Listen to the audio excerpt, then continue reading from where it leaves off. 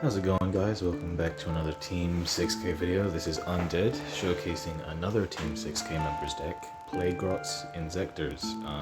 For those who are unaware, the Inzektor archetype all share the common effect that once per turn, they can equip another Inzektor monster from their hand or graveyard to itself.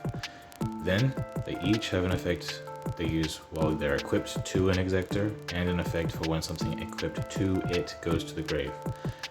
So Inzektor Dragonfly is the main play starter of the deck, as when a card equipped to it is sent to the grave, you can summon any Inzektor from your deck. The monster that you will usually summon is Inzektor Centipede. It will search for any Inzektor card which means spells and traps and monsters, when something equipped to it is sent to grave. The best way to trigger Dragonfly and Centipede's effects is with Hornet. That can send itself to the grave, destroy any card your opponent controls, and that isn't once per turn, so you can re-equip it to do it again, right? So the main play is summon Dragonfly, right? Use its effect to summon Hornet, equip Hornet from your hand, right? Use Hornet to copy your opponent's card, summon Centipede from deck using Dragonfly, because Hornet was unequipped from Dragonfly, and then you can use Centipede to re-equip Hornet to the Dragonfly, to the Centipede itself, and then use it again to pop something, and then Centipede can search something, and you can search whatever you want. You could search for this, which is Giga-Mantis, which from your hand will equip itself to your Inzektor to make its base attack to 2400, because our Inzektors are pretty small by themselves. You could also search for Inzektor Hopper, which you can send to grave the same way you could send Hopper to grave to make the monster it was equipped to able to attack directly that turn. You could also search for Inzektor Ladybug, which you can send to grave to make your monster gain 2 levels. So another combo is you have Inzektor Dragonfly, you use its effect to equip Ladybug. And then you send it to grave to make it level 2. Use Dragonfly's effect, since something equipped to it to send to grave, to summon Centipede. And then you use Centipede to re-equip Ladybug, and then it will be level 5. So you can go into a rank 5 play, like Volcasaurus, which detaches to destroy something and burn something. Adreus, Keeper of Armageddon, which you can detach something to destroy a face-up your opponent controls. Or Inzektor Exa-Stag, which you can detach a material to target one of your opponent's monsters and equip it to this, and then it gains half that attack and defense, which it doesn't really matter how much attack and defense it's getting, because what it's really doing for you is just taking your opponent's monster, right? Without destroying it. And this deck does a lot of destroying, so it's very important to have some method of removing things without destroying.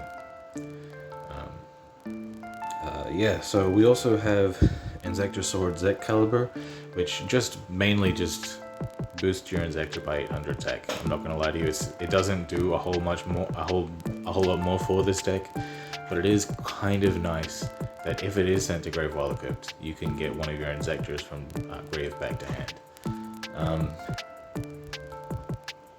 So you can also summon rank 6s in this deck. I did mention how you summon rank 5s, but another thing you can do is summon rank 6s. So you can use Dragonfly to summon Giga-Mantis from your deck. And also, if any of the level 3 Inzektors are equipped to any of the other level 3 Inzektors, it becomes 3+3, and it makes the Inzektor level 6, because they all kind of increase the monster it's equipped to by their own level. As you can see, this one, Centipede is a level 3, it increases whatever it's equipped to by 3, right? So 6 and 6 you can make, for instance, Inzektor Exa-Beetle, and a cool play you can do with that is you can equip your Hornet to your Exa-Beetle on summon, then use Hornet to pop your opponent's card, and then since you haven't used any of your materials, you can overlay into Digital Bug Rhinosebus and have a quick play non-targeting pop. But if you don't want to do that, you could also M7, you could also Photon strike Bounzer. The Book of Moons and Forbidden Chalices are the best options for this deck. However, you could use whatever you wanted, really. It doesn't have to be these specifically. If you don't have them, that's fine. You could use Forbidden Lance, Cosmic Cyclone, Mystical Space Typhoon. Like, you could use a whole bunch of different things. These are just the best because they can prevent our opponent from stopping us from doing our stuff, and we can also use them to stop our opponent from doing their stuff during their turn. And this skill, Parasite Infestation, use whatever skill you want. Honestly, you can use any skill you can think of, as long as it doesn't restrict you from your plays. We're just taking advantage of Parasite Infestation because it can screw up your opponent's draws, which is pretty nice, right, for free, because we have a whole bunch of insects in our deck, so we can use it. But yeah, let's get into the game, shall we? Okay, so our first game is against Blue Eyes. It isn't that optimal of a Blue Eyes deck, but let's be real here. Which Blue Eyes deck is played optimally? Almost all Blue Eyes players are not the most intelligent people, right? Am I right, fellas? But yeah, you know, they're gonna do some regular Blue Eyes plays. That's probably a Karma Cut or something. Our hand is not fantastic, but we can try to attack directly a couple times. So we're gonna use Inzektor to summon Centipede, and Centipede's gonna try to, but they're gonna MST us. I don't know how popular MST is in Blue Eyes, but it's working out for them because they don't lose this turn because of it. So we can attack directly.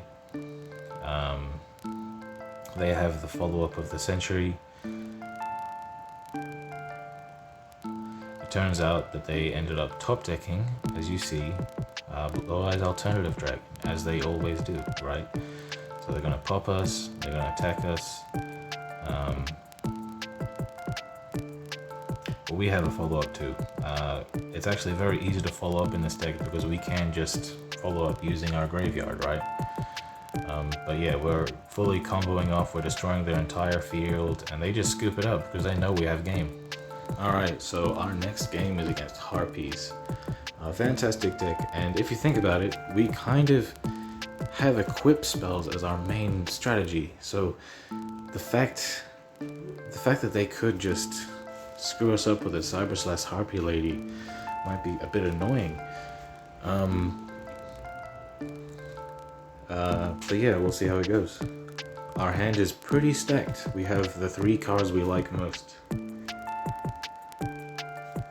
And their field is pretty threatening. Couple back row. Oh, they're still going. They're still going, huh? That's how Harpies go. Alright, so we're gonna summon our starter Dragonfly, equip Hornet, use Hornet to destroy their Harpy Lady. They're gonna bounce their own Harpy Lady for some reason. Dragonfly is gonna summon Centipede from deck. Centipede's gonna re-equip Hornet. Hornet's gonna destroy their thing. We're gonna activate Centipede, and they see the writing on the wall. We're just doing far too much. They just scoop it up, just like the Blue Eyes player. The last game is against Cyber Angels, and I know that this deck has not been competitive for years. But you should not sleep on Cyber Angels. In fact, we might even make a video on it. It's pretty good. They can set up a field that makes them pretty much immune from targeting, so that's pretty good. But yeah, we're gonna do the whole play anyway, getting rid of their ritual cage. It's very detrimental for them. And they're gonna top deck our Parasite, which is fantastic for us because we get to burn them for a bit. But that's fine, they're still gonna combo off. They're just gonna summon Dakini. It's a prismatic Dakini. They're gonna they're gonna make us choose which one of our monsters to send to grave, while also searching for more cards. We're just gonna book them. Enemy Controller is a good option for this deck, since we do summon a lot. It's also an interruption like Book of Moon is. Just gonna keep popping them. The writing is definitely on the wall, but maybe they're gonna let us attack for game this time. Yep, and they do. Respect to this player for letting us attack for game. But yeah, that's how Inzektors work. They just, essentially, as you can see, they just keep destroying cards, gaining card advantage. So, like, you want to invest in a really fun deck. I'm not gonna lie to you, this is an expensive one. This is going through 2 different main boxes 3 times each, and a mini box 3 times. That's quite a heavy amount, just for the main cards.